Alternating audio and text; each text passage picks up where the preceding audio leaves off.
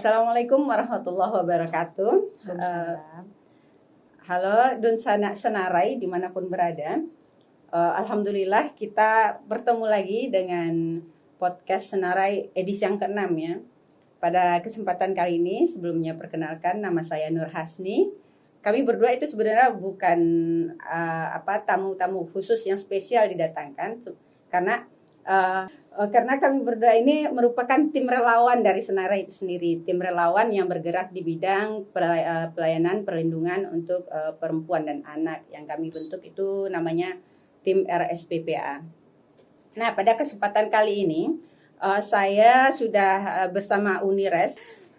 Silakan Uni, perkenalan singkatnya. Iya, nama saya Rizky Khainidar, biasa dipanggil, ada yang panggil Rizky, ada yang panggil nenek, tante, ibu, macam-macam lah, begitulah. Itu saja dulu. Masya Allah.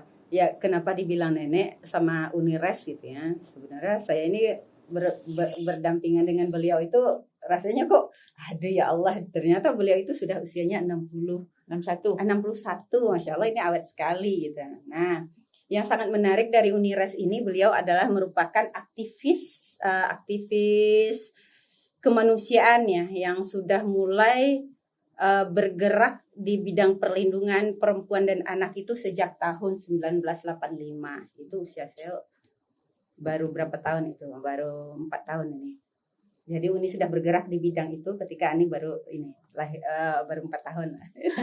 Jadi menariknya Dun Senarai, pada hari ini kita akan berbicara santai ya, bicara ringan, santai, tapi insya Allah akan bermanfaat. Karena apa yang akan kita bicarakan ini berkaitan dengan kondisi remaja hari ini. Nah, Unires ini merupakan aktivis perempuan yang mungkin pertama itu bergerak di PKBI Cemara pada tahun 1985. PKBI Sumbar. Oh, PKBI Sumbar ya. Jadi tentu pengalaman beliau sangat mumpuni lah ya, sangat bagus untuk kita dengarkan gitu, berkaitan nanti dengan bagaimana remaja hari ini.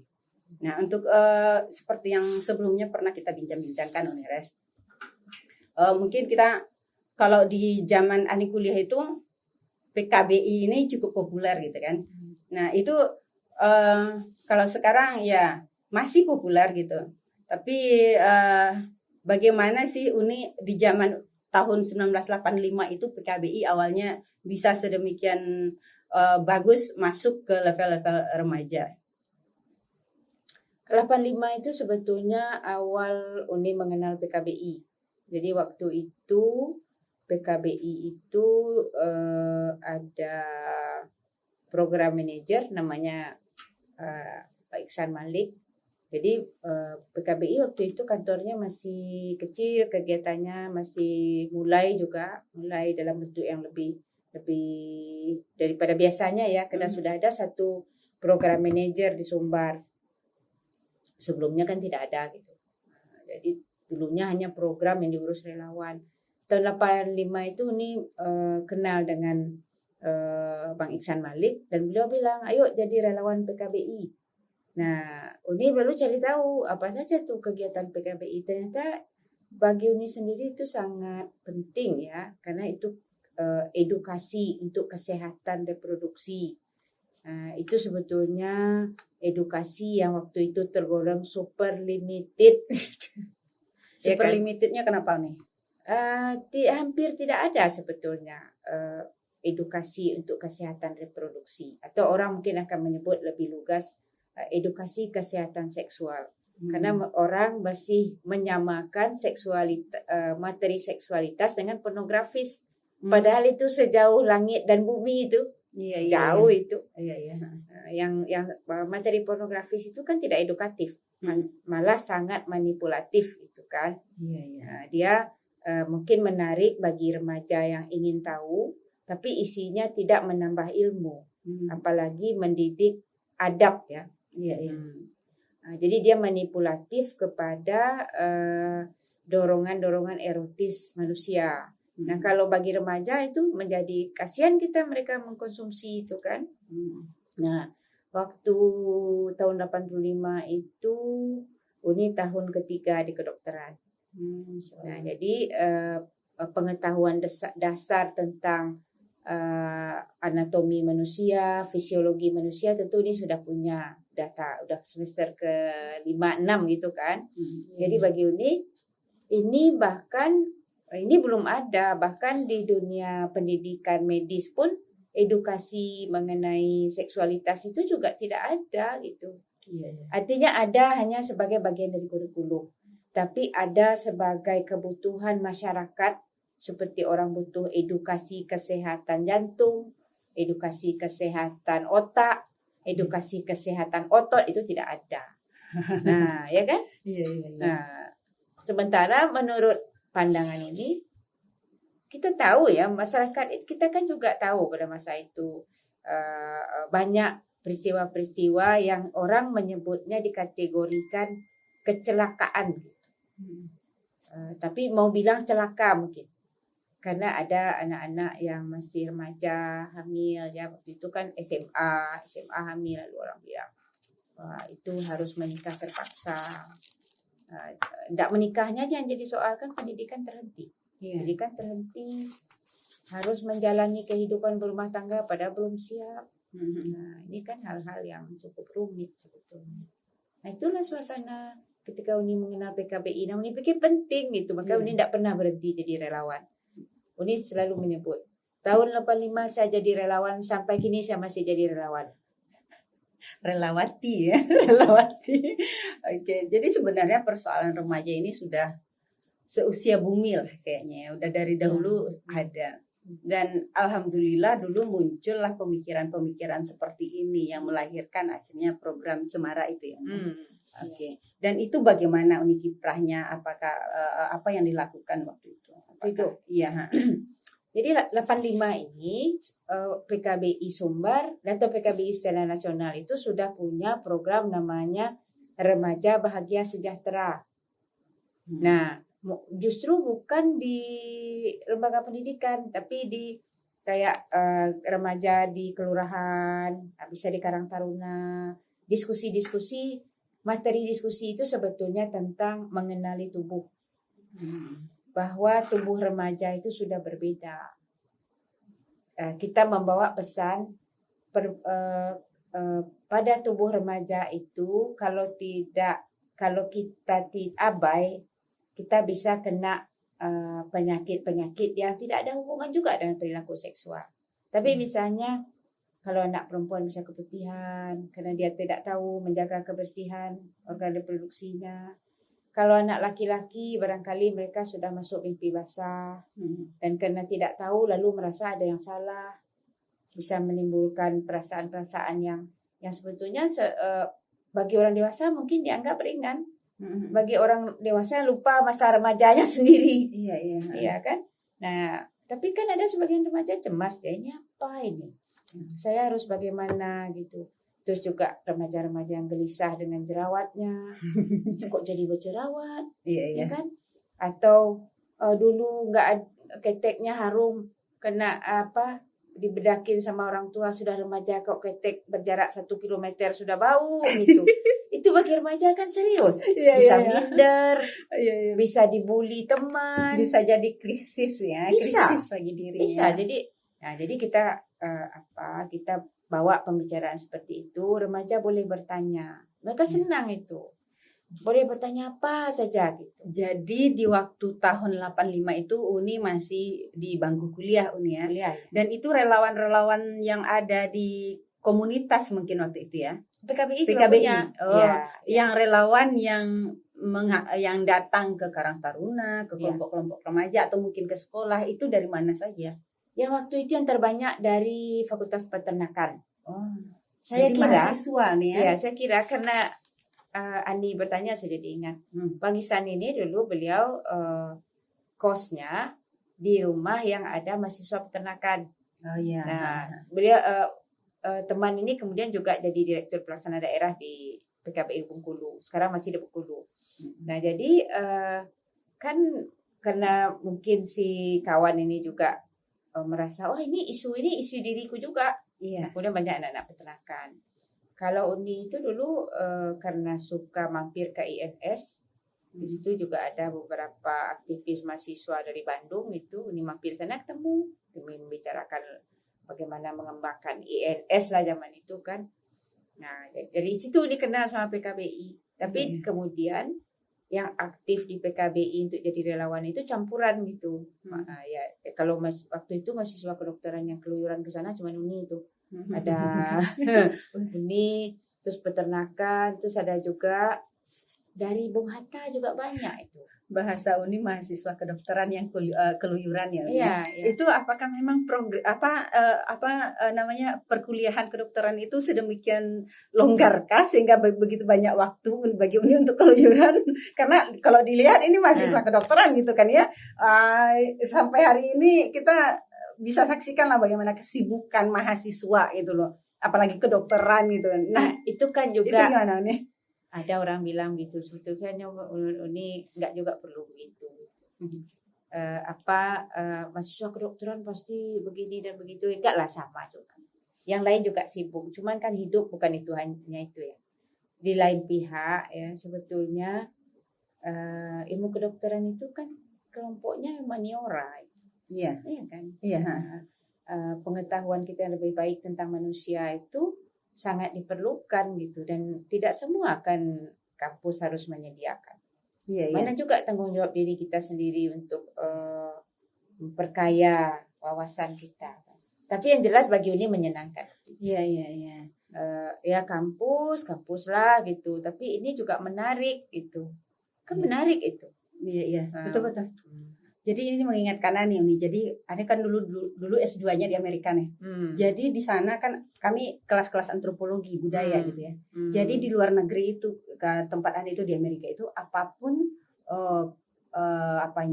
mahasiswa dari fakultas apapun itu mereka wajib ngambil yang namanya ilmu kebudayaan itu, humaniora. Karena itu kayak kedokteran mereka harus ambil antropologi untuk pelajari kultur kebudayaan orang. Jadi dengan masuk kita ke masyarakat kita tahu mungkin hal-hal seperti ini juga ya. Itu kekurangan kita. Karena di kedokteran itu kalau Uni dulu karena Uni tertarik dengan kehidupan sosial ya, fenomena sosial itu Uni cari sendiri buku antropologi kesehatan, cari sendiri. Kadang ada dosen yang unik juga. Dekat dulu kasih Uni buku sosiologi medisin gitu. Iya. Tapi kalau secara umum tidak berada di kurikulum. Iya betul. Dan di zaman Uni tentu belum ada Mbah Google ya yang nanya. Pasti itu sangat tingkat kesulitannya berbeda dengan hari ini. Nah kembali kita ke ini Uni, ke program Cemara itu tadi kan, karena lebih pada menitik beratkan pada persoalan reproduksi, edukasi reproduksi. Dan itu juga dulunya masuk ke ranah ke sekolah-sekolah. Nah program itu, itu tadi dari diskusi kita di awal itu kan adanya yang namanya peer group gitu ya. Peer group itu kayak jadi dari sekolah anak siswa-siswa ini nanti mereka mengedukasi teman-temannya. Nah ini yang mengedukasi ini dapat pelatihan dulu kan di komunitas di PKBI ya. Pasti.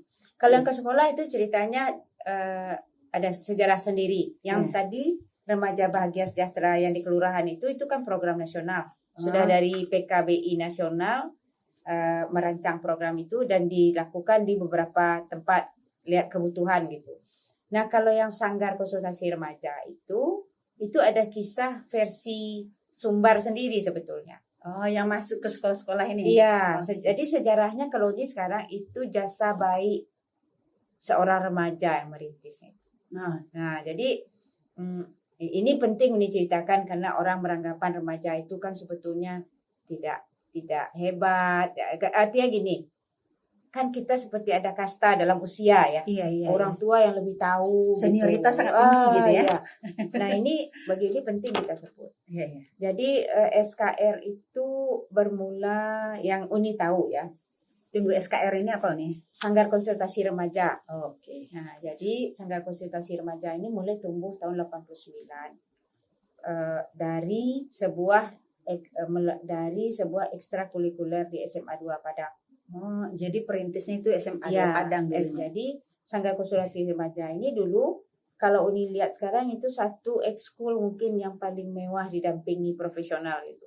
Dulunya ada beberapa orang psikolog, dan ada beberapa orang kanselor yang relawan PKBI mendampingi siswa-siswa yang mengambil ekskul Sanggar Konsultasi Remaja. Oh, jadi ekskul ya dimasukkan ke Ya. kurikulum di sana ya. Nah, awal ekskul ini kalau kita mundur sedikit, ekskul ini muncul karena ada seorang remaja yang namanya Arif Fadilah. Dia masuk SMA, terus waktu seleksi ketua OSIS dia mendaftar. Nah, rupanya di SMA 2 ini kalau mau ikut kontestasi ketua OSIS itu guru ikut mewawancarai, kenapa kamu ingin jadi ketua OSIS, terus termasuk ditanyai, kamu bisa apa kemampuanmu yang kamu bawa. Terus dia bilang, saya pandai menjadi kanselor remaja, kanselor sebaya. Oh bisa. Masya Allah, ya. Arif ini kalau kita mundur lagi, dia sejak SMP sudah menjadi relawan PKBI yang paling kecil. Sejak SMP ya. SMP. Tahun? Saya ragu, saya kira sekitar 87, 88 mungkin. Atau 86. Karena Berarti susah di bawah mengingat. Ani sedikit lah usianya ya. Jadi bagi Iya. mungkin Arif Fadilah ya yang mungkin mendengarkan cerita Dia kita sudah ini. tiada. Dia sudah meninggal. Oh, innalillah. Oke. Jadi Berarti Arif ini dia anak muda yang percaya diri. Dia bukan tinggal di sini, jadi dia orang tuanya di Pariaman. Kalau kita mau bilang, mungkin harus dibilang ya, dia bukan anak orang kaya. Iya, iya. Mungkin orang tuanya malah orang tua yang sederhana. Ekonomi ya. Iya, tapi anak ini kan percaya diri, kreatif, Iya. positif, lucu juga. Heeh. Jadi dari mana dia dapat kepandaian konsultasi untuk sebaya? Kan ditanya sama guru BK-nya. Iya. Dia bilang, saya belajar di PKBI. Oh. Nah, tidak ada program untuk anak SMP masa itu. Yang ada sebetulnya program latihan peer counselor itu untuk mahasiswa. Tapi Arif diikutkan gitu.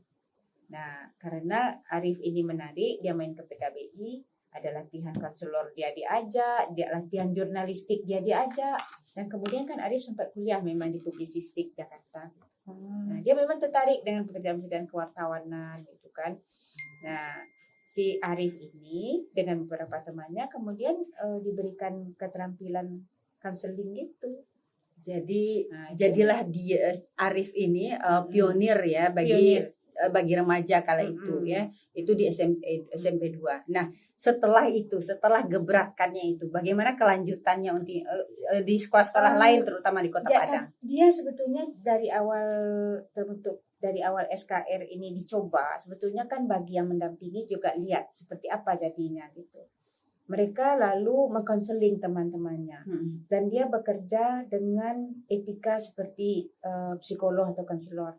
Jadi mereka diberi latihan dasar mendengar, merespon kalau orang mengadu dan juga melakukan pencatatan dan menjaga rahasia. Berarti orang yang harus sangat bisa dipercaya. Nah, jadi satu kali ada Uni tidak menghadiri ya, hanya mendengar bahwa ada pertemuan konselor nasional, pertemuan nasional untuk para guru BK.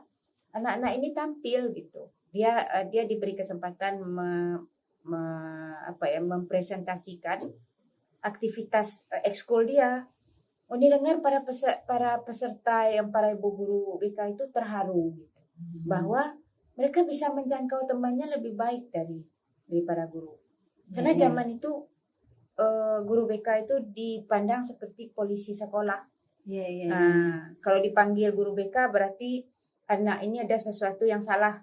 Nah, malah dilihat sama guru dan siswa, ini anak ini pasti ada sesuatu nih. Nah, dengan pendekatan sebaya ini mereka kan bisa konseling di bawah pohon atau di warung ngobrol gitu. Orang kerahasiaan karena usia itu ya mereka lebih memahami psikologi solidar juga solidaritasnya, jadi masuknya itu kayak mungkin yang ini PR bagi kita orang tua padahal kita pernah remaja gitu ya, tapi ketika kita masuk ke mereka sekarang di usia kita sekarang itu kita ada gap gitu. Nah, berarti kita yang masalah mungkin maunya kita kembali ketika kita sebesar mereka apa yang kita harapkan dari orang dewasa, dari teman. Ini sangat menarik dan ternyata itu cukup berhasil ya. Itu pengaruhnya bagaimana terhadap kondisi, misal ya, jika kita melihat hari ini kan banyak itu kasus ini di mana remaja sudah mulai putus sekolah, itu angkanya cukup tinggi setelah COVID.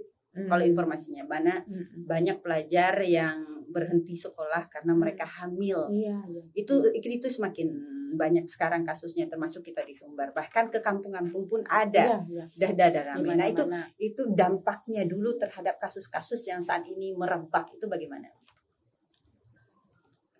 Bagaimana kita melihat masalah sekarang ini, maksud Ani ya? Enggak, yang manfaat yang Manfaat yang dulu. apa tadi tuh, edukasi dari remaja ke remaja di sekolah, bagaimana manfaatnya yang bisa dilihat, apa dampak yang telah diinikan. Kalau Unis sebenarnya kalau ada yang tertarik meneliti ini bagus sekali.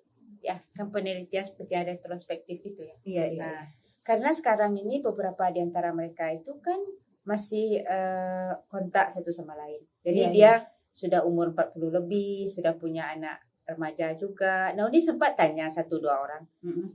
Ini bilang, saya dulu kan pengelola aktivitas atau saya menjadi fasilitator mereka. Nah, mereka sendiri di usia ketika itu, apa gunanya itu menjadi anggota SKR itu bagi dirinya? Dia bilang, kan bagus jadi seperti orang aware gitu. Oh, kalau kita berbuat yang salah langkah, ini bisa tidak tamat sekolah, bisa harus ngurus anak kecil, tidak bisa kuliah, gawat juga nih gitu. Iya. Nah, jadi bukan kita nggak ngomong dosa pahala ya. Iya. Tapi kan kalau ngomong pahala bagi anak-anak segitu, barangkali bagi mereka juga tidak terlalu penting kan. Di usianya ya. Orang ngomongin religiositas itu mungkin mendalam di usia lebih dewasa. Tapi kalau anak-anak segitu kan sunatullahnya juga mereka itu suka tantangan ya. Biasa ngebut di jalan, bisa mau pacaran yang nggak boleh dia lakukan gitu. Nah, dengan ada pengetahuan, oh iya ya gitu. Orang remaja itu bisa hamil ternyata. Oh iya, kalau gawat juga nih. Sudah lihat juga contohnya yang hamil-hamil berhenti sekolah atau disuruh menikah. Lihat juga ternyata berumah tangga sebesar itu bukan enak itu. Jadi sebenarnya pendekatannya itu di samping ya, kita kan juga ini kan faktor-faktor pendidikan agama tuh dari kecil, tapi harus dibarengi nih dengan edukasi ini ya gitu, tentang kesehatannya mereka seperti apa, nanti masa depannya seperti apa gitu kan. Gini Ani, agama sejauh yang kita lihat itu kan lebih banyak bicara jangan. Iya. Tapi bagaimana kan enggak? Jangan ya. Tapi yang benarnya gimana gitu. Dan itu juga butuh pengetahuan dan latihan. Misalnya bagaimananya ya kamu harus punya pengetahuan. Terus kamu misalnya kalau pacaran, janganlah pergi ke tempat sepi. Seumur kamu ini tidak bisa mengelola diri. Pergilah ke tempat yang di Medan yang Bapane itu ah. Kok laki-laki sekalian duduk letih bos satpol PP kan gitu ibaratnya. Oke, Uni. Jadi ini kembali kita ke tadi kebermanfaatan dari program ini yang telah ada yang diterima oleh murid-murid SMP dulunya ya. Program itu kapan terakhir berakhir? Ini berhenti tahun 2000 ya. Tahun 2000 itu SKR ini kemudian mendapatkan semacam apresiasi, tapi juga dorongan untuk dikembangkan menjadi youth center. Jadi PKBI kemudian lebih banyak mengurus youth center. Jadi youth center ini merekrut relawan remaja, mereka melakukan berbagai aktivitas untuk diri mereka, edukasi juga ke remajanya, dan yang di sekolah berjalan nyaris sendiri. Tadinya didampingi sama PKBI. Nah, ketika nyaris sendiri ini aja yang berlanjut terus. Kalau gurunya, ada yang sekolahnya, ya. Kan kabarnya sekarang masih ada. Masih ada. Ada di sana, tapi ini enggak. Ini kan tahun 2000 sudah resign. Sekarang yang banyak terdengar itu genre. Genre kan program BKKBN ya. Program BKKBN. Enggak, yang terdengar masuk sampai ke sekolah, tapi programnya genre ini dari yang Ani dengar-dengar sih lebih kepada misalnya duta-dutaan gitu nih. Iya. Tapi apakah ada kayak edukasi role model? Jadi ikut pemilihan UNIDA. Iya. Walau alam terkait bagaimana edukasi yang dari apa yang seperti PKBI sebelumnya itu apa? Kalau SKR dulu itu lebih lebih partisipatif itu gini. Yang anggota SKR kan bukan anak dalam tanda kutip anak manis di sekolah. Siapa saja. Jadi justru anak yang secara akademis berprestasi, kelakuannya seperti yang diharapkan orang dewasa, itu tidak bisa menjangkau teman-temannya yang bermasalah. Nah, yang aktif-aktif di SKR itu beberapa dulu itu adalah siswa yang kalau mereka lelah, kalau bosan, kan dia duduk di warung sekolah. Dia ketemu sesama yang lagi gelisah tuh. Nah, yang pandai mengkonseling, kemudian mengkonseling temannya. Nah, kasus-kasus yang masuk itu dari yang ringan sampai yang gawat. Mereka pernah menemukan kasus incest, gitu. Kasus kekerasan di tengah keluarga.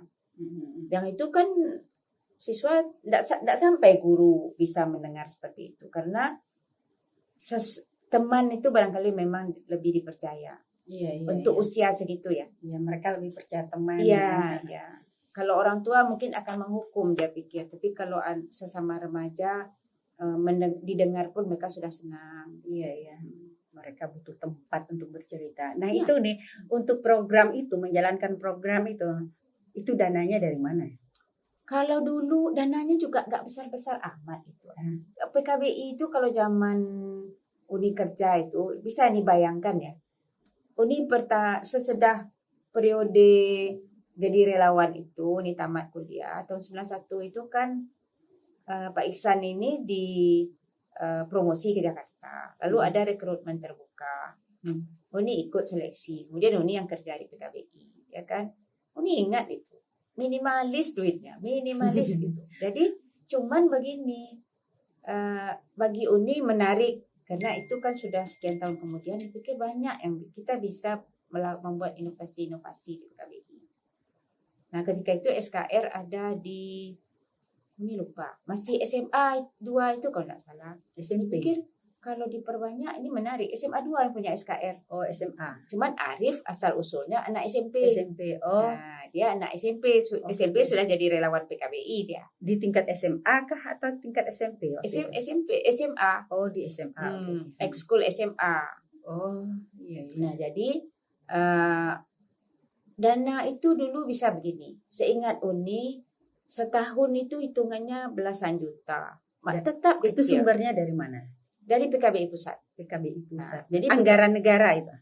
PKBI Pusat itu dia anggota Federasi Keluarga Berencana Sedunia. Berarti ada anggaran rutin yang ada sudah dua. Ya, ada dua. Kalau yang sejauh ini dengar waktu itu, setiap anggota IPPF itu menyumbang sesuai kemampuan, menerima sesuai kebutuhan.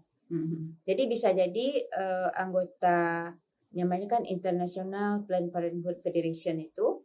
Jadi misalnya negara yang kaya, mereka kan harus memberikan sumbangan lebih besar. Iya, Tapi Indonesia dengan kebutuhan besar, sumbangan kecil bisa menerima dana lebih besar. Jadi ini program dunia sebenarnya Uni ya.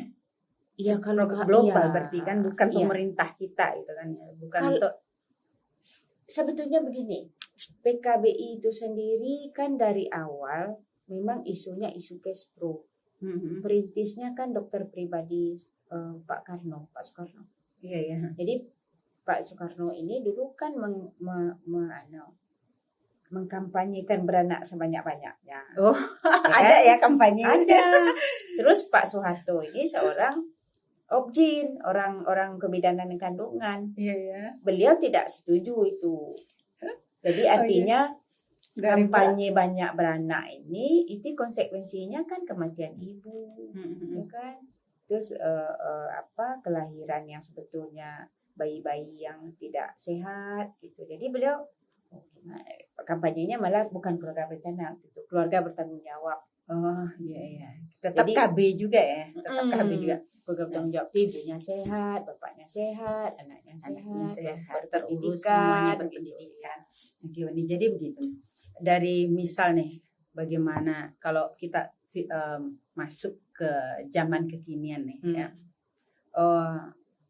Nggak tahu apakah program-program seperti itu masih ada sejalan dengan program-program sekolah atau adakah yang semacam itu dilaksanakan di sekolah ataupun di lembaga-lembaga masyarakat lainnya yang masuk itu. Nah, menurut Uni nih, dari apa yang telah Uni lakukan sejak tahun 85 bagaimana Uni telah melihat bagaimana kebermanfaatannya untuk remaja kita. Terus kita lihat sekarang nih, ternyata remaja ini di dalam lingkaran yang sangat, kalau menurut Ani itu sangat menyedihkan dan mengerikan karena kemajuan teknologi, gitu kan. Rata-rata banyaknya tadi kasus yang hamil. Sekarang itu kekerasan seksualnya tidak hanya pada perempuan lagi, ada juga laki-laki. Iya. Nah, kita menurut ini kita butuh tidak sih yang seperti kegiatan cemara itu? Butuhkah kita hari ini untuk kegiatan seperti ini atau bagaimana menurutnya? Siapa yang tidak butuh pendidikan, ya kan? Pendidikan ini kan membekali kita pengetahuan sehingga bukan orang lain yang menjaga diri kita, tapi diri kita sendiri. Jadi bagi Uni pentingnya begitu. Nah, jangankan remaja, sepanjang usia orang butuh pendidikan sekarang. Misalnya sekarang ya, Uni lah, umur Uni 61, Uni belum pernah 65. Kalau tanpa memperhitungkan kapan Uni meninggal, kan Uni berpikir hidup sebagai manusia umur 65 tahun itu gimana ya? Jadi belajar sepanjang usia itu kan patokannya begitu. Nah, kalau untuk remaja, kalau untuk ini ya, untuk masalah isu-isu seputar seksualitas itu, kita menjadi lebih butuh sekarang. Informasi mudah diakses. Iya. Tapi konteksnya yang orang butuh bantuan. Kan itu yang sulitnya. Jadi sekarang mau dapat apapun tanyalah.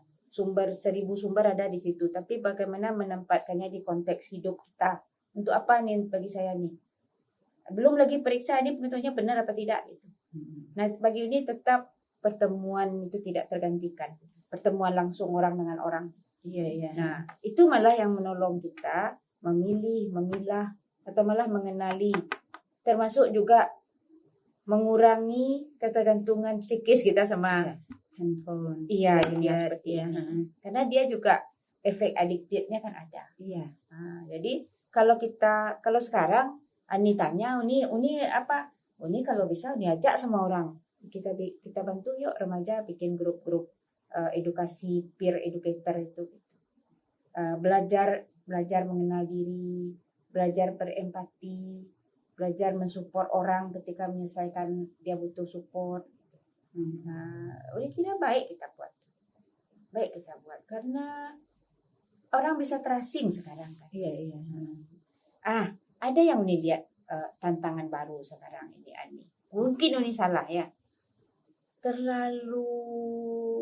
Terlalu tinggi, lebih tinggi sekarang tekanan untuk tampak baik. Tekanan untuk tampak baik. Iya, sekarang tanpa harus menjadi baik gitu ya. Iya, Okay. Dan itu kan berat itu. Misalnya harus tampak berhasil, harus tampak bagus karena meningkat kebutuhan validasi dari luar gitu kan. Nah, itu kan untuk kesehatan mental juga tidak baik. Untuk pertumbuhan kepribadian kan tidak baik. Nah, jadi kalau kita buat pendidikan untuk remaja itu bukan satu aja soal seksualitas, soal perkembangan karakter mental, health soal ini ya. Soal kemandirian dia secara ekonomi sudah mulai dia pikirkan, kemandirian dia mengurus diri dia, termasuk mitigasi bencana yang bisa dia buat sendiri untuk dirinya bukan sekedar bencana gempa lari ke bawah kolong meja, bukan seperti itu ya. Kalau mau tahu penderitaan remaja yang mengalami kecelakaan seksual itu, entah, kasihan gitu. Ada Uni mungkin bulan lalu Ani lihat ada TikTok seorang dokter di daerah Indonesia Timur. Jadi dia mengatakan di TikToknya itu baru melakukan operasi seorang mahasiswi yang dikirim orang tuanya belajar di sana. Jadi usianya masih di bawah 20 tahun. Nah, karena adik itu ya dia pacaran terus melakukan hubungan suami istri itu dan mungkin frekuensinya over gitu ya, sehingga yang terjadi si perempuan itu hamil di luar rahim. Di luar rahim terjadi pendarahan luar biasa dan itu udah kayak sakaratul maut gitu loh, kondisinya dibawa lari ke rumah sakit. Nah, itu betapa sebenarnya kita melihat pentingnya edukasi terhadap reproduksi saat hari ini. Meskipun sebenarnya teknologi sudah memberikan kita peluang untuk maju jauh lebih baik ke depan, tapi ternyata membuat kita juga surut jauh ke belakang gitu. Iya. Ya, karena kita tidak memanfaatkannya untuk memajukan diri, tetapi Iya, pada akhirnya membuat kita ya berada pada dunia tanpa peradaban gitu. Iya, kalau ini gini, nih ya. Manusia itu butuh stimulus manusia juga, bukan stimulus benda. Ya. Benda ini aja nggak cukup gitu. Misalnya kalau orang lihat materi di situ, udah usah orang lain, kita aja lah. Oh, banyak bagus-bagus ya. Dan pembuat konten kan juga berusaha bersaing dengan konten lain sebaik mungkin. Bagaimana membuat orang terpaku di depan itu. Nah, itu kita hadapi. Nah, barangkali bagus juga kita menyediakan ruang-ruang di mana orang kecanduannya ketemu. Kayak orang kecanduan pergi ke warung kopi. Kita mau ketemu teman lah di situ, mau ngobrol, mau dengar juga info baru, perspektif orang, lihat air muka orang juga, ngopi-ngopi lalu pergi. Dan bukan ketemu untuk tampil gitu. Bayangan itu. Aku mau ke sana mau dilihat orang nih, kulitku sekarang sudah begini, aku sudah punya atau untuk tas eksistensi branded, jam tangan gitu. Uni suka menanyai anak muda gitu. Kenapa sih pakai itu katanya? Kenapa? Jelek Uni lihat katanya kan. Itu mahal Uni. Ya biarpun mahal kan tetap jelek katanya. Kenapa enggak ada estetikanya dengan diri dia gitu. Masa tangannya sebesar kelingking, jamnya sebesar tutup gelas katanya. Tapi itu jamnya mahal. Ya apa artinya mahal? Memang kita nih lihat nih jamku segini. Tapi itu kan ada apresiasi terhadap harga itu, kebendaan yang efeknya jelek gitu. Dia tidak bisa maju dengan diri dia. Dia tidak sanggup hanya dengan diri dia saja gitu. Misalnya dia datang dengan baju yang dia mampu pakai atau baju yang nyaman bagi dia sebetulnya. Dia butuh benda-benda untuk bikin orang lain menghormati dia. Payah itu. Iya. Memang itu gaya hidup yang hari ini banyak, dan itu salah satu kalau Ani melihatnya itu pemicunya di sosial media. Itu berat. Sangat berat ya sebenarnya inputannya, bahkan sampai ada yang rela mereka jadi kucing peliharaannya para sugar daddy itu kan. Sugar daddy, sugar mami gitu. Itu kan. Itu sangat bagaimana memunculkan kepercayaan diri itu melalui benda yang ada di dirinya, bukan melalui apa yang dia miliki di dalam dirinya. Seperti itu. Memang ini fenomena yang sangat mengkhawatirkan kita hari ini. Dan harapan nih kita nih kan sesama di dalam keanggotaan kita di RSPPA ya. Relawan Senarai Peduli Perempuan dan Anak. Ya, kalau Ani berpikirnya gini, bagaimana kita bisa mengambil bagian? Ya, tadi Ani tanya terkait masalah gimana sih dananya untuk dulu bisa bergerak gitu kan? Karena fenomenanya sejak Ani coba ya ikut berorganisasi, bergerak bersama komunitas, tidak sedikit bahkan dominan ya. Orang-orang yang katanya yang mau bergerak itu mempertanyakan uangnya dulu. Tanpa uang nggak bisa bergerak. Akhirnya apa yang namanya pekerjaan sosial seperti ini kan? Kita tidak akan menemukan adanya orang-orang yang donatur yang akan memberikan secara sukarela begitu saja tanpa mereka mendapatkan apa dari apa yang kita lakukan. Artinya apa? Kerja sosial ini memang butuh hati nurani untuk melihat sekitar. Ketika nggak ada uang, kita tidak bergerak. Ketika kita tidak bergerak, bagaimana? Sebetulnya ada uang juga nggak bisa apa-apa kalau nggak ada kompetensi. Sekarang gini lah, uang kita sediain, ada orang sediain uang. Yang bekerja duit itu sendiri atau kompetensi seseorang? Kompetensi. Iya. Jadi taruhlah, misalnya sekarang ada 10 orang. Yang satu punya pengetahuan seksualitas, satu soal dia ngerti sosiologi, ada yang ngerti antropologi, ada yang ngerti administrasi, ada yang pandai mengurus peralatan untuk merekam seperti ini, untuk menyiarkan. Tanpa uang, 10 orang ini bisa bikin konten. Iya. Tapi kasihlah uang ke orang yang nggak ada peduli, nggak ada ide apa-apa tentang Iya. masyarakat juga nggak ada. Paling mereka pergi ke warung kopi kan. Jadi modal terbesar itu bukan duit. Kemauan. Ya, tapi gini, kita butuh uang untuk apa? Nah, ini PLN kan minta dibayar. Iya. Ya mesti bayar nih PLN, PDAM. Atau misalnya kalau remaja mau berkumpul, barangkali mereka mau makan siang, kalau seharian atau ada snacknya. Tapi itu juga bukan tidak ada pilihan. Kalau kita bilang kami ada ilmu, kalian tertarik, ayo datang. Bawa kalian kan tidak pun ada acara makan juga kan? Bawa makanan kalian sendiri, bawa minum sendiri. Kami sediakan ilmu, kalian kesediaan ingin belajar. Kira-kira hal-hal seperti itu, metode seperti itu menurut Uni nih masih bisa tidak? Bisa. Masih bisa tidak Bisa. di tengah misal nih Bagi Uni anak-anak kalau yang nggak mau ya nggak usah kan gitu aja. iya.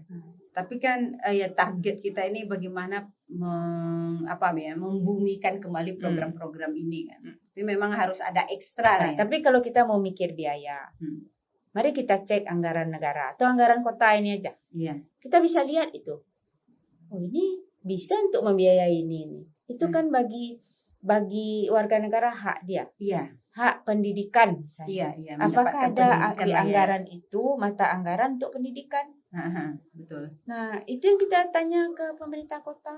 Mungkin ada. Dan yang kedua itu, Uni termasuk tidak beranggapan bahwa pejabat pemerintah wajib lebih tahu dari anggota masyarakat. Iya. Kalau ada anggota masyarakat yang mengetahui isu-isu tertentu itu kan dia bisa berinisiatif. Nyak Wali, awak boleh ikolah, tolong Nyak Wali support. Mungkin kami perlu kalau mau seharian tentu mereka kami minum segala macam gitu. Itu layanan yang disupport negara. Kemudian warga negara menyumbang juga keahlian, waktu atau apa. Jadi kerjasama. Cuman ini tadi mengingat anggaran negara nih, negara.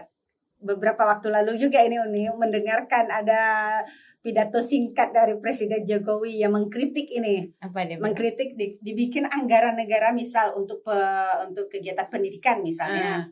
Anggarannya 1T gitu kan. Itu pendistribusian anggaran itu terbesar di mana? Rapi. Pertemuan. Dan itu sekarang itulah trennya itu setiap kali pertemuan itu di hotel. Berapa anggaran besar habis untuk itu saja. Itu stunting aja. Iya. Yang stunting 10 miliar, 6 miliar untuk rapat-rapat.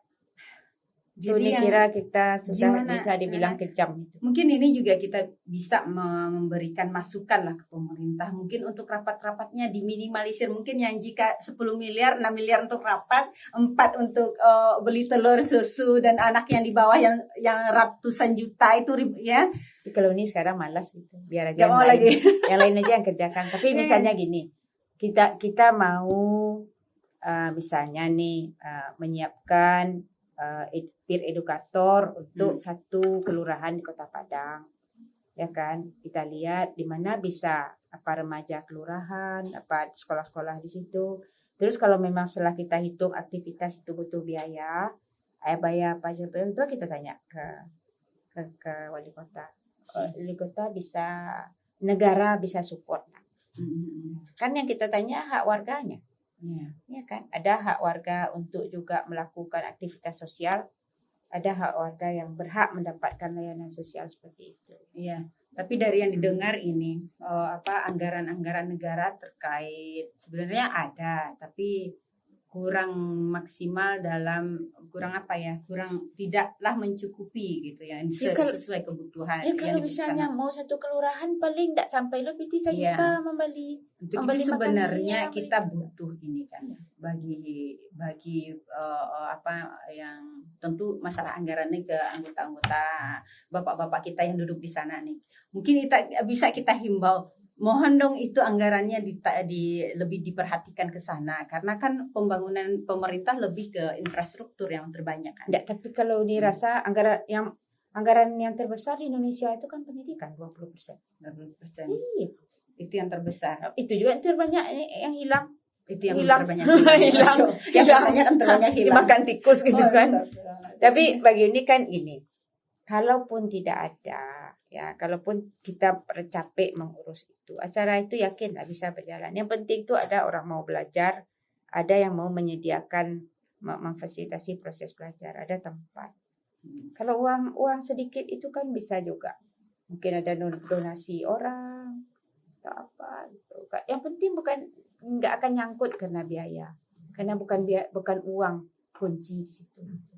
Baik, ini jadi sebenarnya harus ada yang warga, ada bagian dari warga ini yang peduli dengan sesama dan mau membantu, dan ada warga yang sadar bahwa mereka itu butuh bantuan, butuh ilmu seperti itu ya, dan pemerintah juga mensupport gitu, seperti ya zaman-zaman Kan itu peran negara. Memang itu negara ada, kalau nggak usah aja kita ada negara. Iya, hidup sendiri-sendiri ya. Kita bangun negara rumah tangga masing-masing. Iya. Oke. Jadi Uni, mungkin waktu kita sudah mau habis kan ya. Oke, untuk konklusinya Uni, kira-kira selain program seperti ini, hal apa lagi yang harus kita lakukan nih terhadap membangunlah kesadaran remaja. Mungkin bagi Ani cukup menantang untuk memanggil remaja hari ini karena mereka lebih, jangan hanya remaja, orang tua pun luar biasa kan kalau sudah kegiatan yang maksudnya edukasi kan, daripada itu bisa nonton YouTube dan di YouTube bisa ini. Kita tidak perlu mengajak semua orang karena kalau semua orang ikut kita juga nggak mampu melayani. Iya. Tapi kita lakukan sesuatu untuk bertemu dengan orang yang mau. Jadi misalnya gini, kita bilang kita nanti mau, misal ya, Senarai mau melakukan latihan untuk mendapatkan kompetensi menjadi peer counselor. Yang mau daftar gitu. Nah, kalau yang daftar berlima, kita mulai dari yang berlima itu. Kemarin sudah ada itu di relawan Senarai tambahannya ya, dan semoga kita bisa itu memaksimalkan. Mulai aja dari yang kecil karena bagi Uni kalau organisasi masyarakat itu mengerjakan yang seperti ini hukumnya sunat. Iya. Yang wajib itu negara. Iya. Kita yang komunitas kita bisa kita kerjakan segitu. Biasanya dia melebar. Itu aja. Nah, ini sangat menarik sekali. Kalau bicara masalah apapun persoalan sosial apalagi remaja itu memang kita butuh waktu yang lebih panjang untuk mendiskusikannya karena memang 1-2 metode tidak akan bisa kita langsung terapkan, tapi minimal kita tapi juga kita mulai. Kalau kita umumkan terus nanti kita juga pusing sendiri. Tapi kalau kita mulai dia akan menjadi asik. Betul. Dan kira-kira dari Senarai ada tidak di rencana mau buka hotline gitu? Hotline bagus, untuk kita siapkan. Iya. Kita siapkan dulu. Jadi ketika orang menjangkau kita, mereka mendapatkan yang mereka harapkan. Atau mungkin kerjasama, karena Senarai ini seperti kalau Ani lihat ya, kita berkolaborasi dengan yang lainnya. Jadi misal kerjasama kita coba dulu lihat di PKBI seperti apa gitu kan, di sekolah-sekolah seperti apa kan, di sekolah sebenarnya BK tetap jalan. Itu adalah Senarai sendiri mau membangun relawan remaja. Iya. Ya. Kita kerjakan karena yang besar itu juga harus mulai dari yang kecil. Iya. Itu dari SMA 2. Iya. Dari kelompok kecil, dari si Arif yang kritis dan baik hati, hanya dari satu orang Arif dan kita berharap semoga hari ini masih ada Arif-Arif yang lainnya. Tapi apa bedanya ini Arif yang punya otak, yang punya empati. Sebaliknya bukan seperti remaja yang mau menghajar remaja lain sampai pingsan gitu. Ya Allah, Nah, beda kan? Iya. Nah, ini secara material serba punya, ini minimalis, tapi hatinya maksimum. Insya Allah. Iya betul. Ini kalau bicara masalah remaja, kenakalan remaja yang tawuran sampai punya hati untuk melihat darah temannya itu ya Allah, luar biasa hari pasti ini. Ada Arif-Arif yang lain, percaya. Kita berharap ada Arif-Arif yang lain yang jika ada di luar sana Arif-Arif yang lain bisa kontak kita di Senarai ya Uni ya, untuk kita bangun relawan bersama untuk peer counselor ya. Jadi kita bisa kerjasama dengan BK, program-program di sekolah, kita hidupkan itu kembali, mengedukasi remaja terkait mungkin spesifikasi kita ambil yang edukasi reproduksi itu gitu kan. Habis itu juga kita Karang Taruna dulu awal tadi Uni bilang kan kita bekerja sama dengan Karang Taruna. Sekarang Karang Taruna sepertinya tidak, beberapa ada. Ada. Apa ya? Tapi boleh lah kalau ini, marilah kita coba. Ya sebenarnya ya daripada ini kan program-program Karang Taruna seperti apa sekarang ini bisa dimasukkan ke salah satu Bisa. program Karang Taruna gitu loh untuk mengedukasi remaja di tempat mereka berada gitu kan ya. Jadi bisa bekerja sama. Jadi sebenarnya intinya kita itu yang dibutuhkan oleh masyarakat hari ini bukan jumlah uang yang besar untuk menyelesaikan persoalan, tapi kemauan yang besar untuk membantu. Kepedulian plus kompetensi. Kompetensi. Ya. Peduli saja tanpa kompetensi tidak boleh. Tapi kita akan cari orang-orang yang peduli dan kita akan edukasi mereka sampai mereka bisa memiliki kompetensi untuk Bagaimana bisa supaya ada orang peduli? Hah? Mudah. Misalnya dari tidak ada orang peduli menjadi peduli. Ya. Jadilah orang peduli itu sendiri. Ya, dimulai dari kita. Jadi Betul. ada dia. Betul. Jadi dimulai dari kita dan kita tunggu mungkin nanti bisa Kita tambah teman baru. Ya, kita tambah teman baru dan insya Allah semoga ini kita juga mungkin di luar sana dan Senarai ada yang tergugah mungkin ya melihat persoalan remaja hari ini. Mari berkolaborasi, mari turun ke bawah ke masyarakat karena apa? Memang banyak program-program pemerintah untuk pemberdayaan, tetapi kebanyakan berhenti di ruang-ruang di hotel-hotel. Ya, nah mari kita yang teruskan. Mari kita lanjutkan ke bawah. Dari Nah, hotel. itu yang diundang ke hotel-hotel itu mestinya ada tanggung jawab moral untuk meneruskan ke ini ke bawah. Tapi kita nggak Ya. bisa paksa kalau Iya, orang nggak iya. bisa. Iya, tapi kita berharap. Kita tidak maksa, tapi kita berharap. Kita Mereka berharap. peduli untuk melanjutkan Iya, ke bawah. iya. Karena apa? Masyarakat bawah. Mereka tidak punya akses informasi Karena ke kita atas. harus jadi manusia anti mubazir. Ya. Kalau sudah bikin acara, Iya. mana lanjutannya? Iya, kalau sudah ada program, sudah dibentuk satu kelompok gitu kan ya. Ya. Ya, apa selanjutnya? Apa selanjutnya? Tidak hanya berhenti dibentuk ini, misal organisasi ini sudah dibentuk. Habis itu apa? Foto-foto panjang Facebook, panjang Nanti sosial Pak media ya selesai. ditanya di Ya. akhirat, dulu di hotel kamu ada acara lanjutannya mana? Betul itu. Jadi sangat menarik sekali ini untuk kita diskusikan. Tidak menarik sebenarnya, tapi sangat memprihatinkan sebenarnya apa yang kita bicarakan hari ini. Nah, kira-kira Sip. ini ada statement closing statementnya. Kalau kita tahu ada yang perlu kita lakukan, kita lakukan. Tidak usah tunggu terlalu lama. Terus setelah kita lakukan, kita selalu belajar. Apa yang kita lakukan itu sudah bagus. Atau kalau bagus, kita teruskan. Atau kalau ada dari yang kita lakukan itu ada yang salah, kita perbaiki. Tapi tidak boleh takut salah. Yang tidak boleh itu niat salah. Niat salah nggak boleh. Kalau niat salah, semua akan Nggak salah boleh. kaprah. Tidak Ujungnya juga boleh salah. niat salah. Kalau niat salah, jangan lakukan. Mundur. Kalau niat baik, lakukan, nanti perbaiki. Ya, betul nih. Nah, sahabat Senarai dan sanak Senarai dimanapun berada, demikian perbincangan kami bersama Unires yang dulu ternyata beliau ini mahasiswi kedokteran UNAN ya nih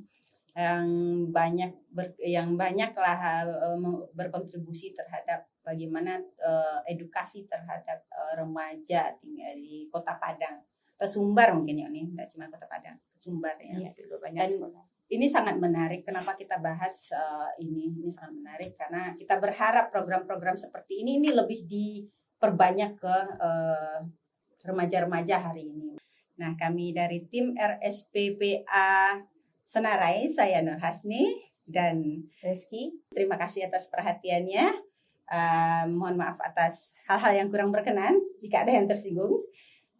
Insya Allah kita akan ketemu lagi di sesi yang lain.